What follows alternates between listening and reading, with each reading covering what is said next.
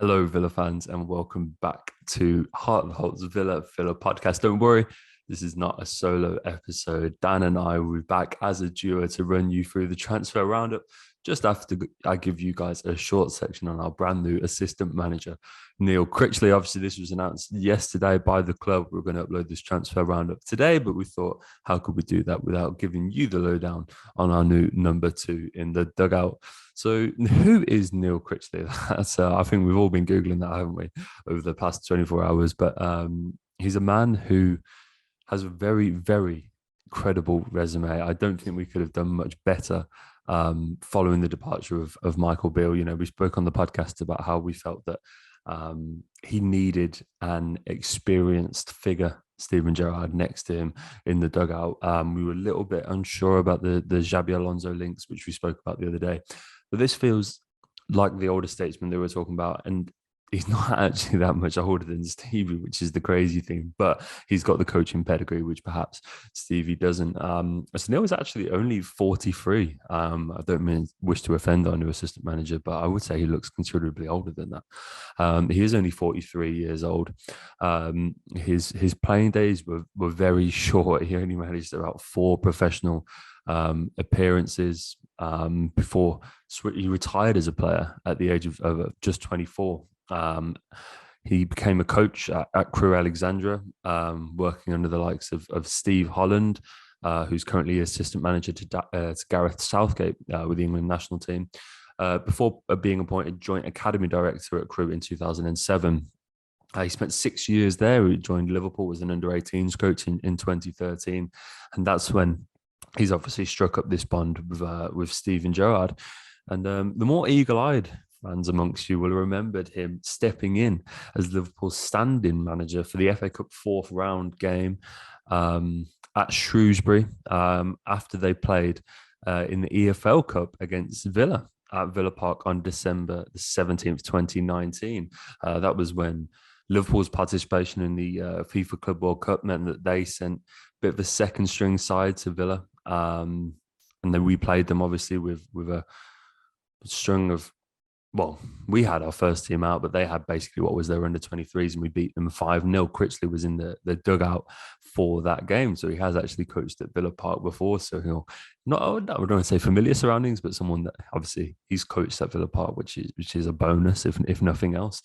Before he was appointed head coach of Blackpool on a 3.5-year deal back in 2020. This is when his career really picked up.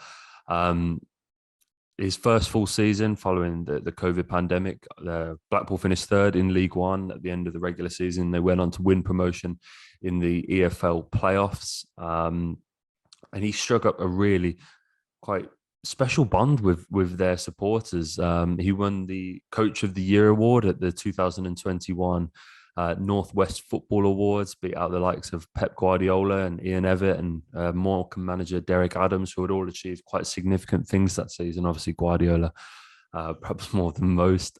He signed only a 4-year extension in November of last year, keeping him at Bloomfield Road until 2026. They've played quite a dynamic. He actually favours a 4-4-2, which is interesting. He likes playing with 2 strikers up front. He's got a coaching pedigree, which has seen him earn the UEFA Elite Coaching Badge. We've obviously seen this stat banded around that he's one of 16 coaches on earth to have this UEFA Elite Badge, which is obviously amazing, but there is a slight caveat with that in that they don't offer that award anymore. So there is 16, and there will only ever be 16 coaches to have that badge. But whilst there is a little caveat to that stat, it's very nice nonetheless to know that he's one of 16 coaches who had the nous to get in there whilst they could and pick up that coaching badge. He had a 41% win rate at Blackpool, which is quite impressive. He won 45 and drew 30 of his 109 games with the Seaside club. So it's come as a bit of a surprise to Blackpool fans that he's left what is a promising championship role to come to Villa and be Gerrard's number 2. And we spoke with Michael Beale about how amazing it was that he'd had the opportunity to go and coach in a league as credible as the Championship as a manager. So for Critchley to leave a club like that and come to Villa is yet again the pull of Steven Gerrard, which we spoke about in the podcast, saying that we thought we'd land on his feet because Gerrard has these amazing connections, and we always felt that there would be a big name come in, someone that would surprise us a little, and they've done that. Critchley is, I think, about as we could have gone and got. To be honest with you, it's a very exciting appointment. Someone who clearly has very high aspirations in the game and spoke fondly of his desire to put Villa in Europe. So yes, it's a very exciting appointment, one that I'm very much looking forward to. And I'm sure we'll get to see some more of him and hear some more from him as pre-season progresses. Obviously, it's good that we're getting our ducks in a row. It's clear that this is a deal that the club had agreed long before Beale had even departed. It's something that has clearly been in the pipeline, given the nature of the quick turnaround. Got him in before pre-season, and hopefully that's the last hiccup. So yeah, very exciting, guys. And speaking of getting the Villa in order for pre-season, now I'm going to switch to Dan and I for the full transfer roundup of the Villa. Hello and welcome back to the Villa Filler podcast. I'm reunited with my good friend Dan Wiseman. Dan, how you doing, bro? It's been a little while, hasn't it? Been ages. It's been ages. Honestly, what was the last episode we got together for? Oh, was it the Carlos rumour? Mate, I think it might have been, And we didn't think that was happening. No, we really didn't. I mean, actually, I say it feels like ages ago, like a week maybe. But such is the rate. Such is the rate that we turn out content at this time of year. It does feel like a long time, mate. So, good. And obviously, I suppose it feels like that even more because I was unfortunately at a wedding on the day that Diego Carlos joined Villa, and I had the big duty on the day of being in charge of music.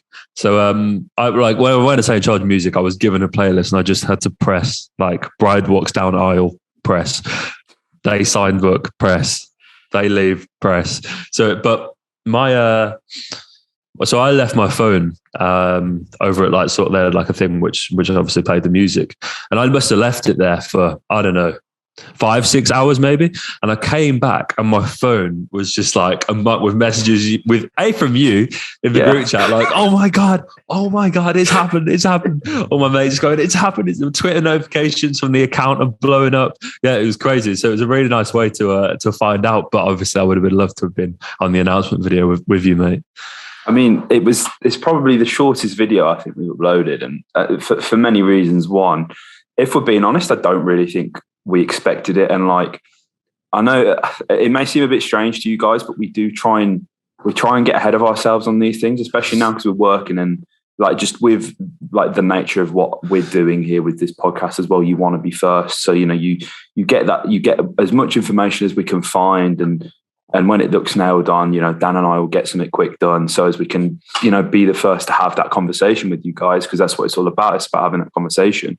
And I didn't expect it. And I was working, and thankfully, I work from home. So I was able to take 15 minutes away. But I think the video is 1 minute, 32 seconds long, mate. And honestly, I felt like I was talking for about 10 minutes. And I as soon as I was uploading it to YouTube, I was like, have I exported that right? 1 minute, 32. But I mean, as you'll know, mate, as you've seen the video, and everyone else who's watching this would have definitely seen it. It was just pure jubilation. I'm really excited by this one. I know, we both weren't as sold on this one, mate. But again, it's one of them things, and I've said this forever, man. You just want Brazilians playing for your club. We're talking about, okay, he's not Brazilian international level. They've got some fine defenders in that department, mate. But I mean, he is a household name to quite a lot of people.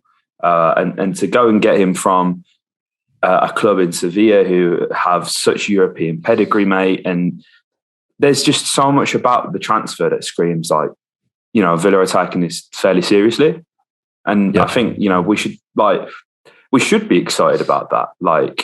Regardless of what the ramifications of this deal and where he will fit in, wherever that falls, mate, realistically.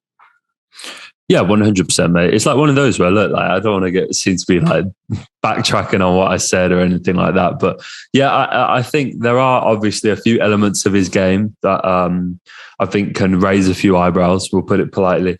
But pull no punches. This guy is fantastic. He's a fantastic player on his day. He can really handle it with the best.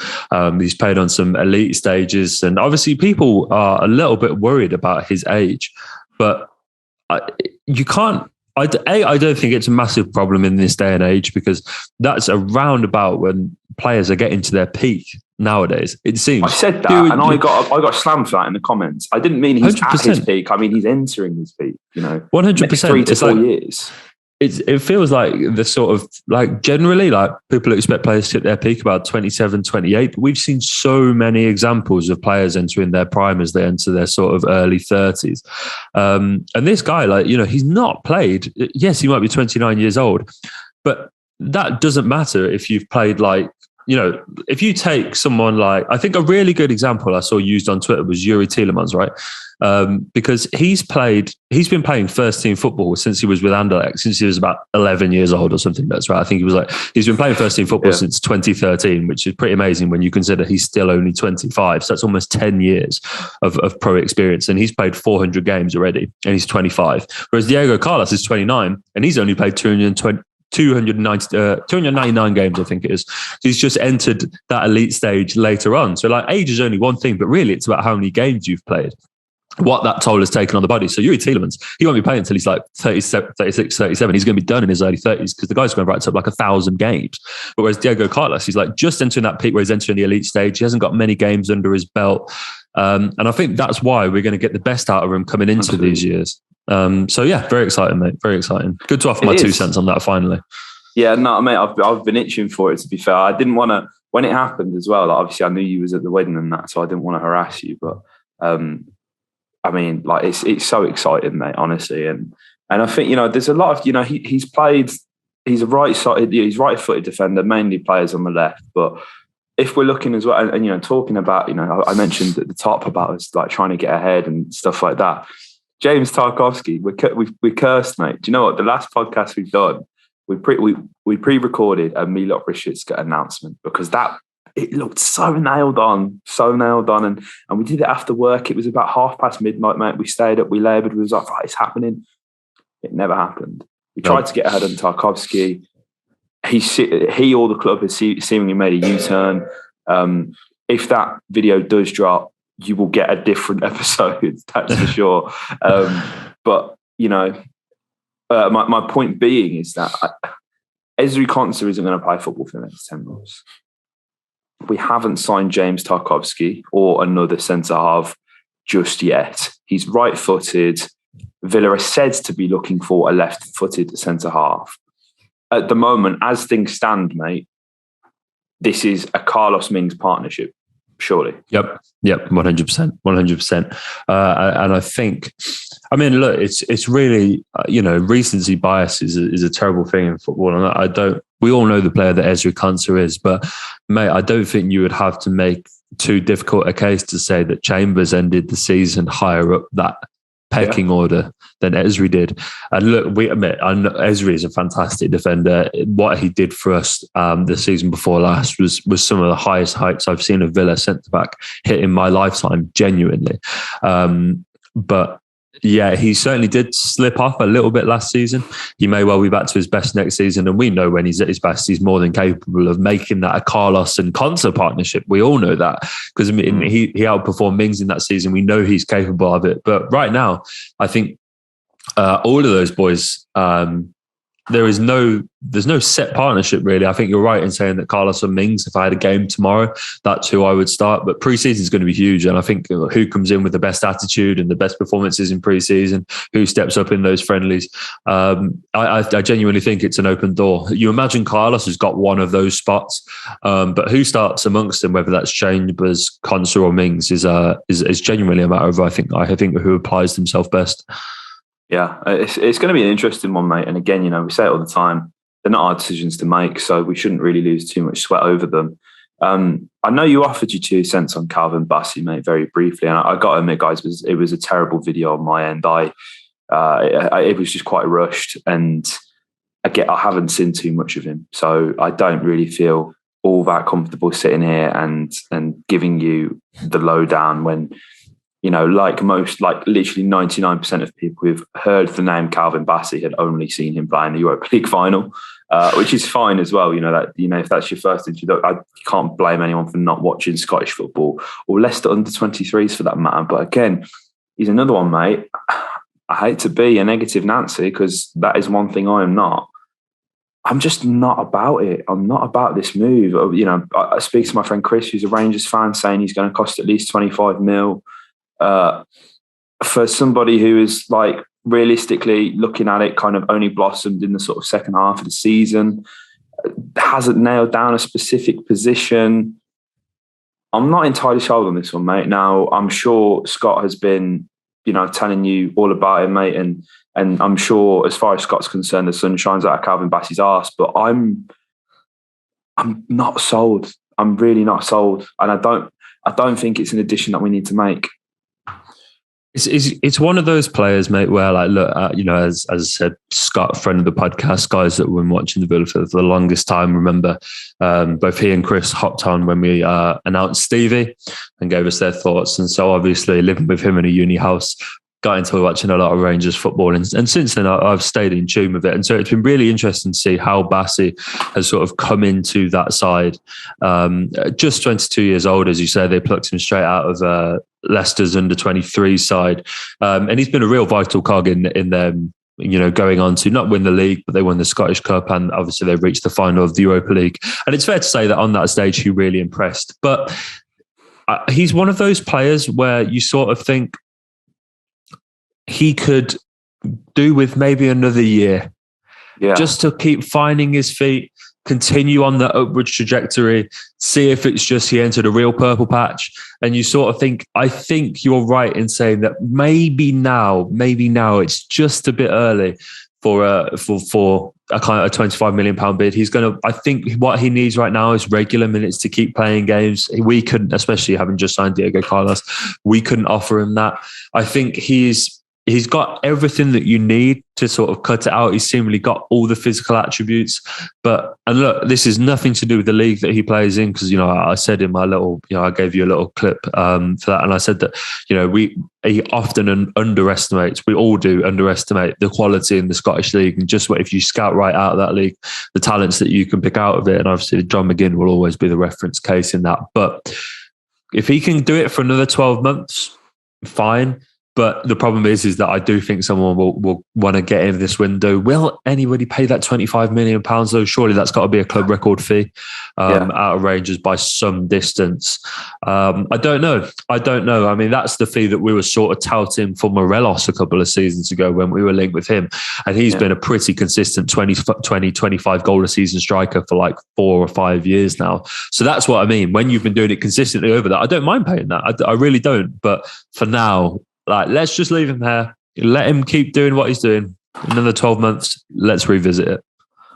Yeah, it'll be interesting to see him, mate, as well. Because, like, you know, as we said, there's been a lot of eyes on him, and just seeing where, you know, that goes. Because he's not played a lot of football, and looking at it, he seems to know quite a lot of the Villa boys, actually, which has kind of sent people into a frenzy. I think he wished Jacob Ramsey a happy birthday.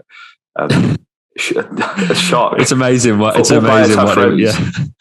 I mean, there's another one today with Xabi Alonso, which we'll get onto in a different podcast, mate. But that's just, it's honestly, it's ruined my day, the way that Villa fans react to things. It really has. Obviously, I'm being tongue in cheek, guys, but yes, please don't be mad. But there's been a few other links, mate. There has been, and they haven't really necessarily warranted a full episode, a full deep dive, because if we're being realistic, they're just not going to happen. Now, the first one that springs to mind, mate, and I know you're going to be all in on this one, mate. I know you are.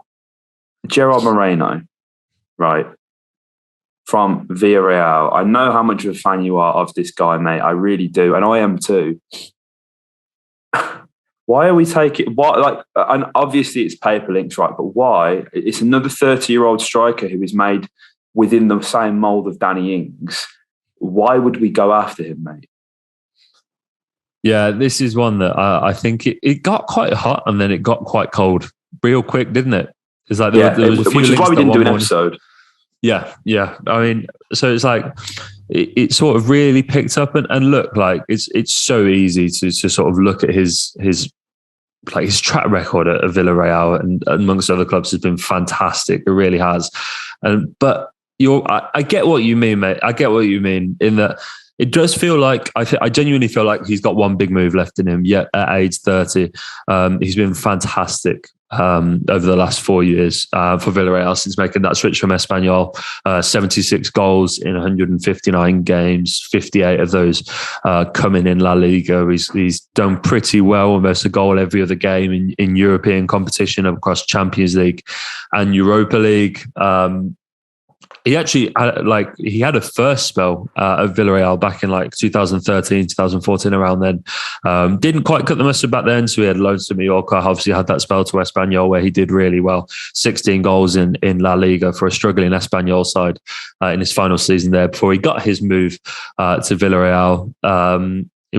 He only signed, what's weird about this is he only signed a 6-year deal last summer.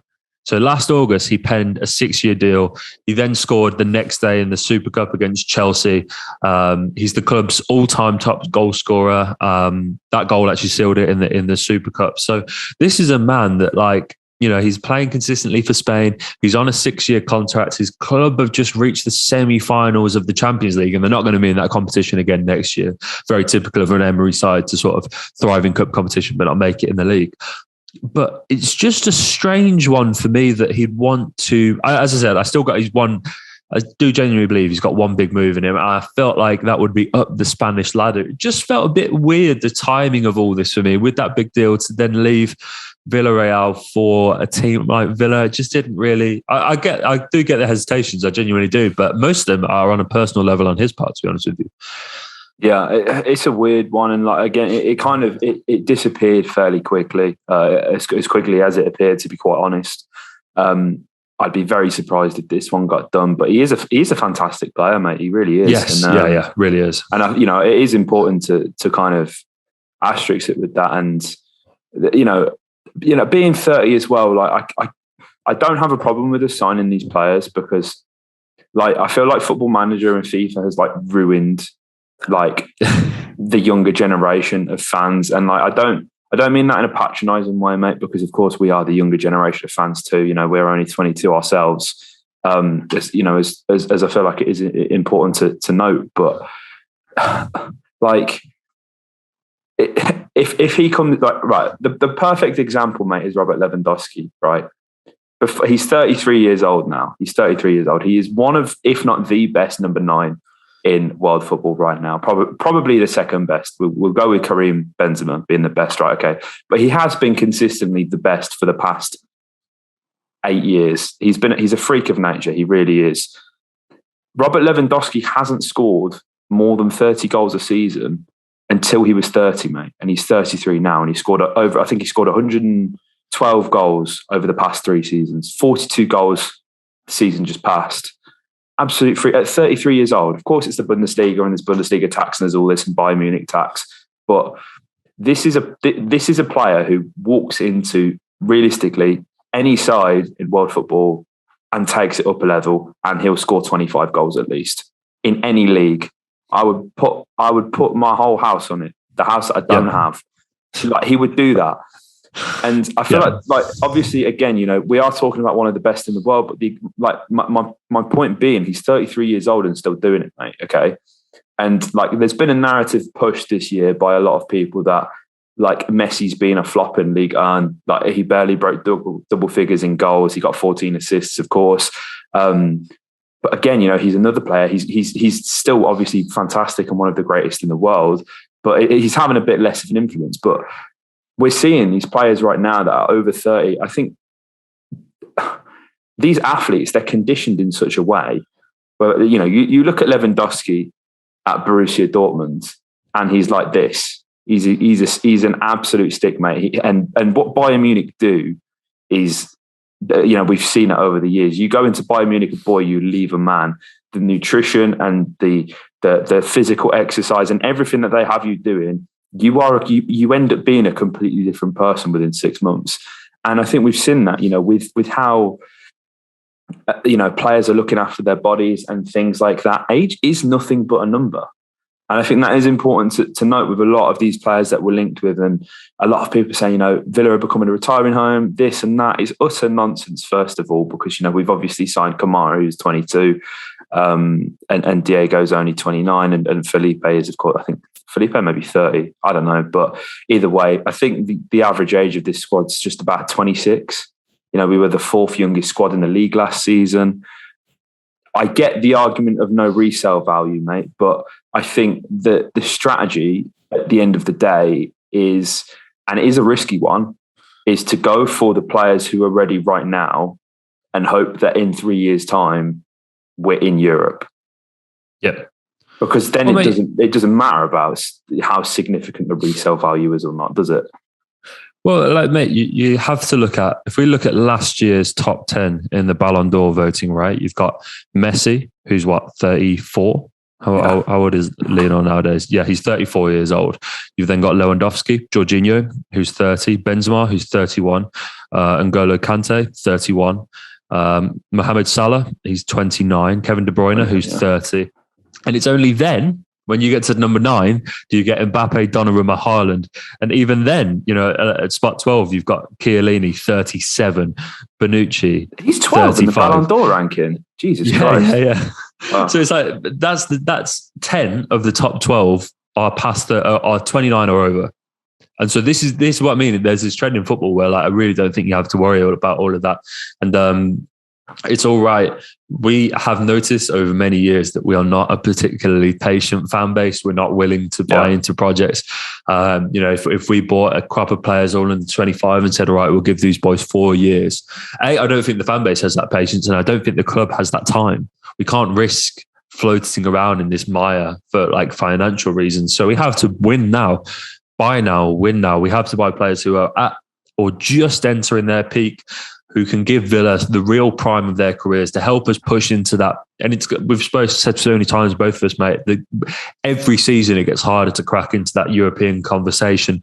So you can't do it. Unfortunately, like, I'd love to do it with 21-year-olds, mate, but and I know there's that saying you can't win with kids, which is now basically a meme. And obviously you can, but it's very difficult to buy people who aren't quite, or are 4 or 5 years away from their peak, and battle with teams like Arsenal and Spurs and United and team like that, who are just awash with players who are ready to go and do it right now. Oh, you look at Arsenal; they're an incredibly young team, and ultimately they've paid the price, haven't they, towards the end of the season?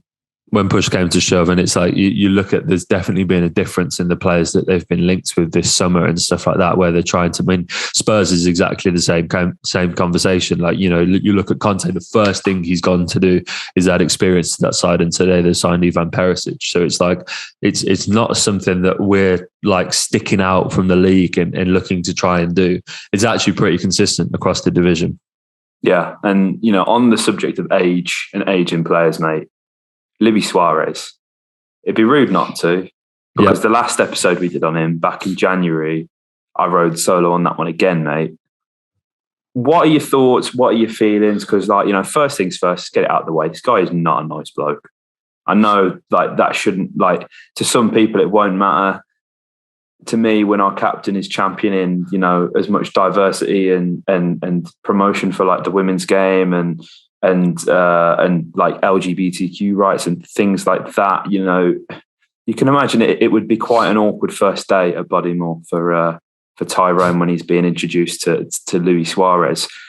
So, you know, now we've got that out of the way, mate, purely on a footballing base. And again, you know, we'd be hypocrites if we said we wouldn't have him, because we had John Terry. And again, John Terry is not a nice bloke whatsoever. And we all sang his name for a whole season. That's just being a football fan. That's the sad reality of it. 37 years old. Is he 37? I think he's 37 years old. Free transfer, mate. Going to cost you about 180k a week in wages. Scored 12 goals in La Liga this season. Didn't play a lot of minutes due to a shot knee, which I think is a valid concern when you are signing older players. And when we're saying old, I mean 37 years old. I don't know how I feel about this one, mate. I really don't know how I feel about this one, because, you know, Nottingham Forest, newly promoted, Keenan Davis, you would imagine, goes to Forest. You know, he will leave with Dan and I kicking and screaming and crying, but that's just how it will be. We've got young Cam Archer waiting in the wings. Is another loan to the Championship the one for him, mate? What happens with Ings and Watkins? Is one going to be sold? I'm not entirely sure, but I don't know what. Again, it's one of them ones. You're counting on the here and now. The here and now. Will Luis Suarez come in and score 10 Premier League goals? Because if you scored 10 goals in the Premier League, you're Villa's second top scorer last season. Yeah, mate, it's a real interesting one. And yes, his knees aren't in the best condition. What's really interesting is that he didn't actually miss. He didn't play very many full 90s. You're absolutely right. There are a lack of minutes. A lot of his appearances are from the bench last season, which makes his 11 La Liga goals and 3 assists actually quite impressive. He did make 35 appearances in the league, but I mean, I'm looking here and I can count maybe 5, 6 full 90s. But he didn't actually miss a game with injury all of last season. He was available for every game bar one, which was because of suspension. You actually have to go back as far as, I think, April 2021 to find when he missed a spell with injury. He missed 3 games, but that was because of a muscle injury. And that season he missed another 3 games with coronavirus. So he had this knee surgery. I think it was in the 1920 season. That was his first with Atletico, and he missed a good 2 months with knee surgery. And he's actually 35 years old, mate. So he's a couple of years shy of I don't know whether that makes it any sweeter. I don't know, but his goal return is consistently decent. It's interesting that he's not missing games with this knee injury, but he's not putting in the full 90s. And look, obviously, we all know the wealth of attacking talent that Atletico have, and João Felix and Griezmann coming back to the club. Obviously, there are more things at play than just, a potentially dodgy knee. Obviously, he's got some pretty serious competition, which even at the best of times, peak Suarez might have struggled to contend with the likes of Felix and Griezmann and starting every single week. But so he's not missing games. He's just, it's very hard to say whether he's not getting these full 90s because of the fact that he's got this sort of recurring apparent knee problem, or whether it's just a matter of competition and age and things like that. Yeah, it's an interesting one. And I think, to kind of pivot that back to the strategy and of signing these old players, again, with air quotes, I think what's interesting is, of course, we're still quite a way away at the moment, but the Las Vegas Villains will certainly be used for a lot of these players, and some creative accounting on behalf of Christian Perslow and everybody else in that department. So that's not necessarily something that we should worry about. And again, there's not really been too much to come from the Las Vegas Villains, really, but you would imagine they're at least 5 years out from playing a game, considering there's no stadium, there's no players, there's no manager, there's no whatever. So that's something to consider as well. Obviously, Luis Suarez coming in right now, he isn't going to be around in time to be shifted on like that. But I think with other players, that's something to keep an eye on. But I'm keeping an eye on the Zoom time, and it seems that we only have a couple minutes left, so we should probably wrap this section up so as we can go again for another episode, which you guys will probably have already watched by now, discussing the Michael Beale scandal, I want to call it. So Dan, it's been an absolute pleasure to be back with you, my man. Guys, if you've watched this and enjoyed, make sure you hit the like button, comment your thoughts below, and subscribe for more. And don't worry, we've not got you at the end with the OneFootball ads. You've got no ads for a while, guys. So make sure you're liking, make sure you're commenting, make sure you're subscribing, because that will make all the difference right now. 100%.